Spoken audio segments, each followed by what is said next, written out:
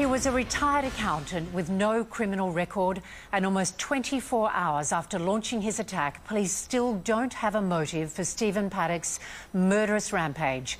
As we go to air, the death toll stands at 59, with at least 527 people injured. When they stormed the 64-year-old's Las Vegas hotel room, police found at least 23 high-powered weapons and hundreds of rounds of ammunition. A smashed window of the Mandalay Bay points to where he unleashed from the 32nd floor. 7 reporter Natasha Squarey joins us live now from outside the gunman's home in Mesquite, northeast of Las Vegas. Tash, they found another big stash of weapons there. Police and FBI officials found 19 firearms, explosives and thousands of rounds of ammunition here at Paddock's 2-bedroom home. Now, investigators evacuated both neighbours on either side of the property because they had no idea what they were going into. They smashed their way in through the garage and sent in a robot, fearing there may have been bombs inside. Now, the home is secure, but obviously this has come as quite a shock for neighbours. They say the 64-year-old kept to himself and they barely knew him. Now, authorities are now examining the evidence found here to hopefully uncover a motive and hopefully shed some light on this massacre. A packed crowd enjoying a country music festival on a warm Vegas night. Until this. Automatic gunfire that goes on and on. Country and western singer Jason Aldean eventually stops singing, and the crowd falls silent.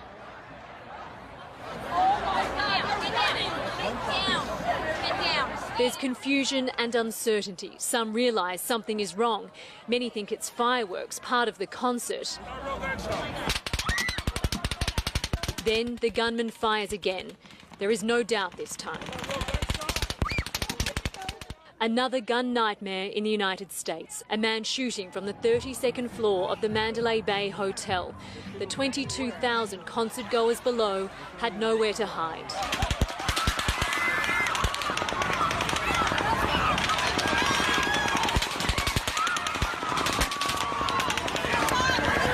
We can't go yet. Terrified, people crouch on the ground. Those who run trip over bodies of the fallen. Holy f***, this girl just got shot in the head. Many risk their own lives to try to move the wounded. Crowd barricades become stretchers.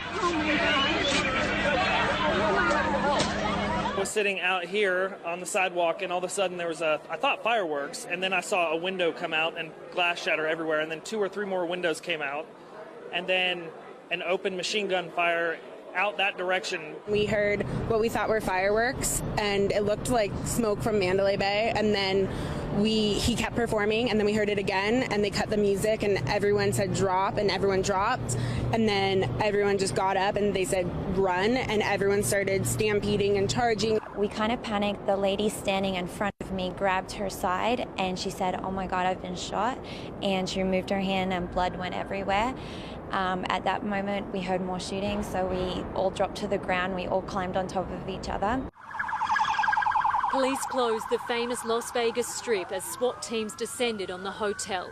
Australian Brian Hodge was staying in the room next to the gunman. It's a weird thing to say, but it sounded like it was out of a movie. Like I've just, when you hear gunshots, it's, I've never really experienced it before, only ever really heard it in the movie, but it was just constant. It was, a good 100 rounds, and then there was like a 5-second break, and then it was like another 100 rounds that just kept going and going and going, and it was so loud and just, very, very scary.